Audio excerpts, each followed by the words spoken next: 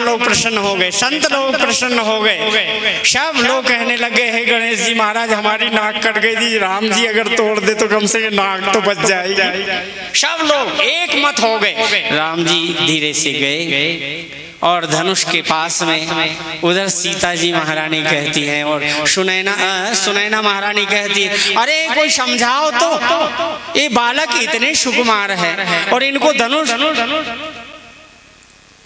कहाँ कुलसम अति कठोरा, और ये बालक तो इतने कोमल है, इनसे धनुष संक्षिप्त में कहूँ नहीं तो बड़ी लंबी कथा, मेरी बुद्धि जल्दी बोलते बोलते भी गड़बड़ाने लग रही है। बुद्धि जरा ठीक हो जा, मैं पगड़ी बांध लूँ जोर से कस कर।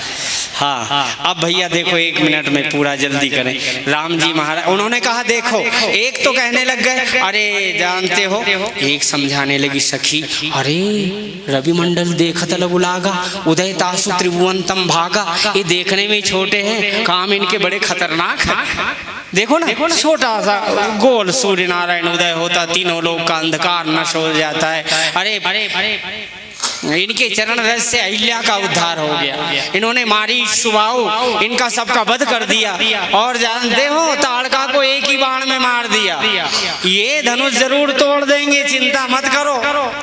उधर जो है ना सीता जी को जब देखा राम जी ने, राम देखे सिया को सिया राम को, 4 आंखें लड़ी की लड़ी रह गई। और फुलबगिया की बात में बताएंगे। तो आज बड़े प्रेम से राम जी देख रहे थे, सीता जी को देखा, सीता जी ने कहा, मन ही मन मनाओ अकुलानी, हो प्रसन्न महेश भवानी। हे शिव पार्वती जी प्रसन्न हो जाओ, ये धनुष को हल्का कर दो ना। हे धनुष तू जड़ क्यों बना हुआ है, मेरे शिव पार्वती जी के हाथ में रहने वाला, हे चैतन्य तुम हल्के हो जाओ ना। गणनायक वरदायक देवा, हे गणेश जी तुम्हारे को लड्डू बड़े खिलाए, अब कृपा कर दो ना। ये धनुष, गणेश जी ने कहा कितना हल्का कर दूं। अरे कहते हैं अभी जब गए थे ना फुलबगिया में, मैंने देखा, अरे ठंडी की ऋतु में अगहन पूष में इनको पसीना, बेल हटाने में पसीना आ गया, फूल तोड़ने में जब फूल तोड़ने में पसीना आ गया, तो ये आदमी देखो कितने कोमल होंगे फूलों से ज्यादा। इसलिए हो हरऊ रघुपति ही निहारी, गणनायक वरदायक देवा, आज लगो की न्यू तो सेवा, करऊं सुफल आपन सेवकाई, चरप हरऊं चाप गरुता गरु आई। और मन ही मन सारे देवी देवताओं को मना रही, और इतनी व्याकुल हो गई। राम जी ने देखा, सीता जी ने कहा कि अगर आप धनुष नहीं तोड़ते तो मैं पहले प्राण ही तोड़ दूंगी। लो अरे का वर्षा जब कृषि सुखाने, समय चूक पुनि का पछताने, अगर नहीं तोड़ोगे आप धनुष तो मैं अपने प्राण ही तोड़ देती हूँ। राम जी ने कहा प्राण न तोड़ो, और धान ही सूख जाए फिर बाद में वर्षा हो तो किस काम की हो।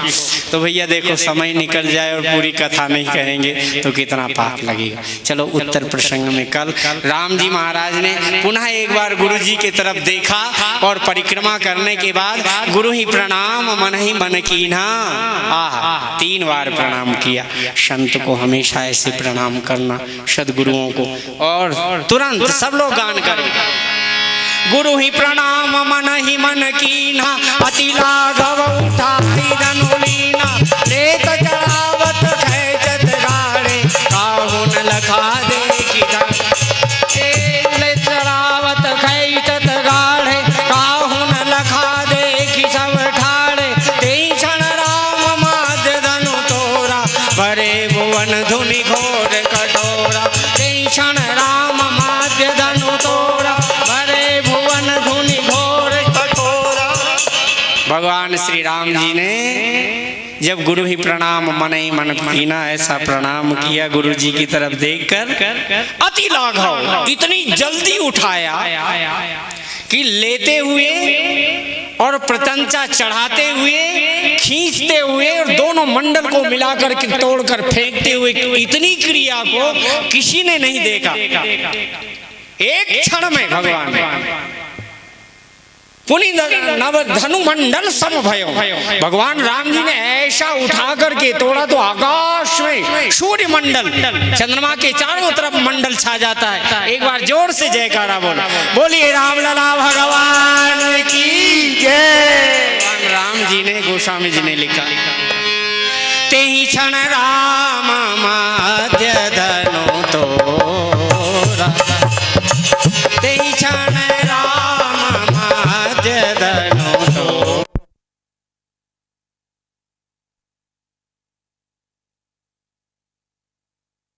ये बात थोड़ा है, इसका अर्थ ये नहीं होता। अरे भाई अयोध्यापुरी उपासना की पुरी है, लंकापुरी भोग की पुरी है, और जनकपुरी जो है ना ज्ञान की पुरी है। इसलिए उपासना से नहीं टूटता, वहां जरूरत भी नहीं, भोग से नहीं टूटता अहंकार का धनुष, ये तो ज्ञान उपासना से ज्ञानपुरी में टूटता है। एक संत ने कहा नहीं नहीं, आकाश में नहीं तोड़ा, पाताल में नहीं तोड़ा, ये भूमि पर तोड़ा, ते ही क्षण राम मध्य धनु तोड़ा।